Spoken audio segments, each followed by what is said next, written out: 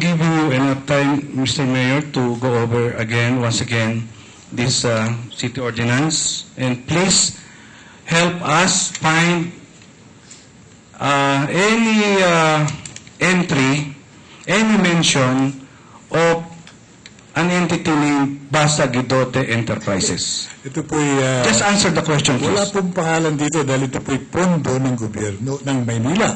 Ito po'y mga items from the different departments. So you will... Tinutukoy nyo.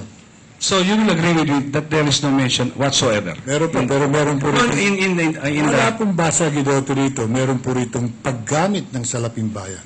My question is about Basa Guidote, Mr. Mayor. Wala po rito. None. And there is also no mention of the specific amount of 34 million, which eventually was the agreed purchase price by way of negotiated sale for the property owned by Basa Guidote. None. There is also none. Wala po rito. None also. Hindi po transactional to eh. Ito po'y appropriations budget. Okay. Because you have been a mayor of Manila for 3 terms, Mr. Mayor. Proudly, yes. I know. The only 3-term mayor. Okay. Now, are you not aware, Mr. Mayor, that for a transaction like this, acquisition of a property by way of expropriation or by negotiated sale, that there should be a specific ordinance to treat that particular transaction as provided for by the local government code? Objection, Your Honor. Calling for legal conclusion. Your Honor, he is the mayor. He said proudly. Let the witness answer. Alam ko po yun, sapagkat kailangan merong pondo at nakalaan dun sa paggamit. Yung pong bilihan ng lupa ay merong pondo ang Department of Engineering for capital outlay. At maliban po sa pondo, dapat po identified yung property, di po ba? Eventually, ma-identify po, pero hindi po sa budget yan. Pag capital outlay, pwede pong land acquisition, pwede road construction, building construction, and other requirements. So, sasangayon po kayo sa akin na dapat mayroong particular or specific ordinance for that purpose. Hindi po sa general appropriations, kaya po general appropriations yun. Senator Lacson?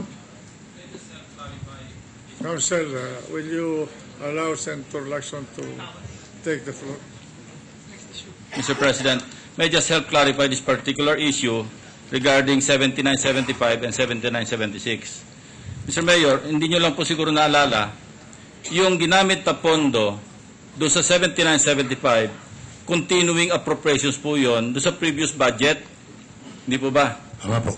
Kaya hindi po yung budget sa 7976 ang ginamit dito sa 7975. Ang pagkaalam ko po, yung pondong nagamit namin eventually sa pagbili po, kinuha na namin doon sa appropriations measure. Hindi po. Continuing appropriations for the engineering services, Department of Engineering and Public Works, DEPW, for the construction of the new Sampaloc Market. Tama po. So pag sinabing continuing appropriation, previous year po yon, budget year. Tama po yun. Ang problema nyo lang po dito, hindi kayo nagpasa ng ordinance para i-realign yung budget for the expropriation.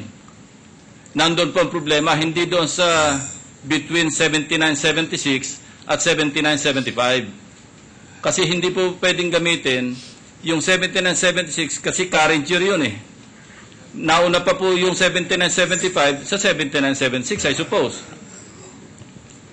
Tama po yun. Yung 7975 ay nauna po yun dahil kailangan namin yung expropriation measure.